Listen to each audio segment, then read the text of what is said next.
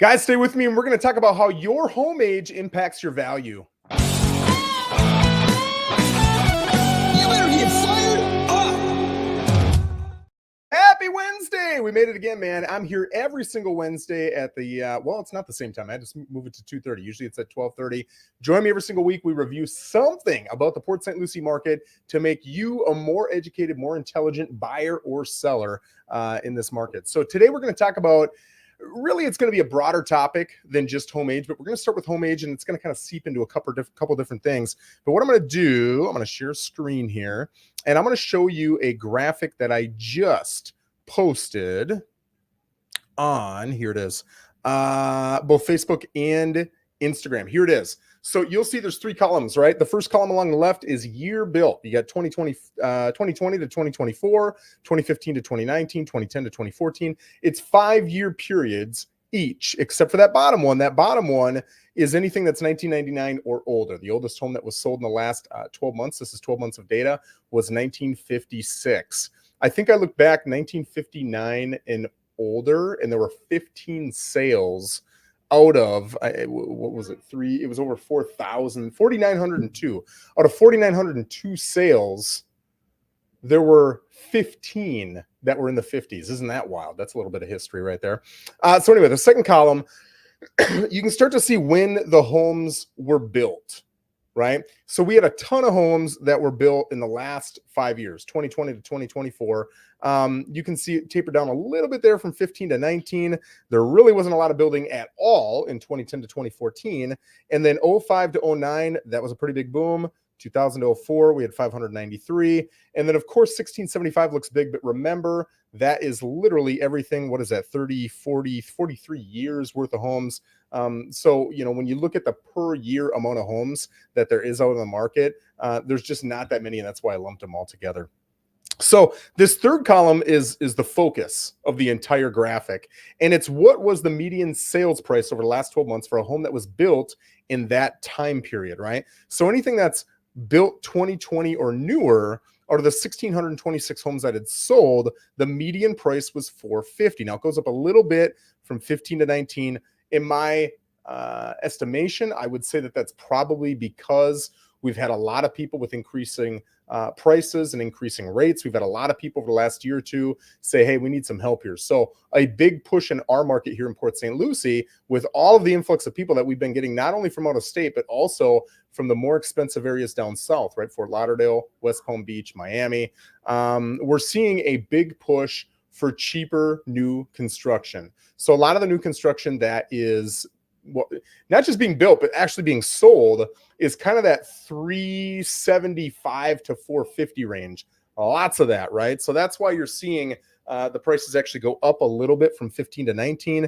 You see it taper off a little bit from 10 to 14. Again, the amenity difference between a home built in 2010 to 14 and a home built in 15 to 19 isn't going to be incredibly different. So you're not seeing a huge change in the values. But when you go back to 05 to 09, now what you're starting to see is some of these homes that are 18, 19, 20 years old, they've got older roofs. Those homes with older roofs are not selling for as much. The buyer pool is smaller, not as attractive. And so you're seeing that dip down to 430 for a median sales price. And then when you get down to 2000 to 04, now virtually all of these homes, unless they've replaced the roofs, they've got older roofs. And it's a dated home in a lot of cases. They haven't updated the flooring, haven't updated the kitchens, the bathrooms, all those different things. So you're seeing the price go down again to 410. And then anything 99 and older, that median price point is 355. So what do you think as a seller?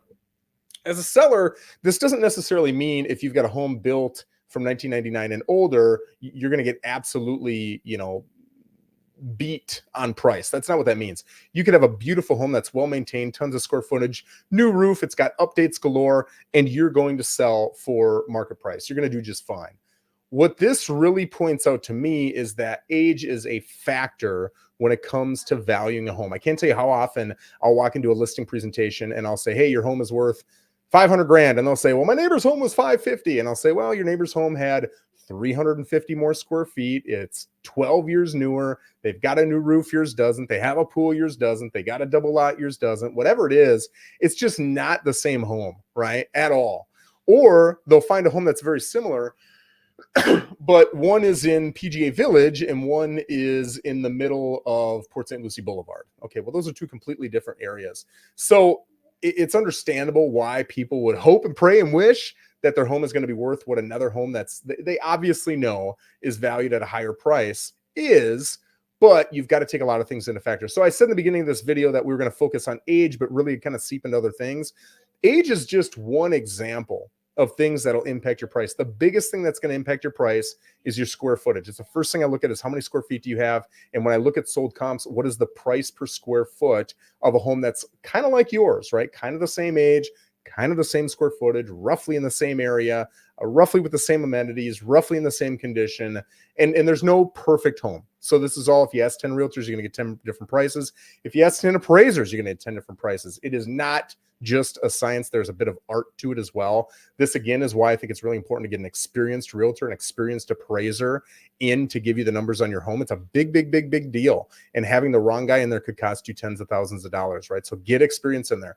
But you really want to look at your square footage. So if you're going to do this at home and you're not going to ask a salesman, and I understand, right? You don't want to be burdened with, calls and texts and all that good stuff. Number one, reach out to me. I won't burden you with that stuff, and I'm happy to give you a home value at any time. No big deal. But even if you don't want to reach out to me and you still want to know what your home is worth, number one, do not look at Zillow.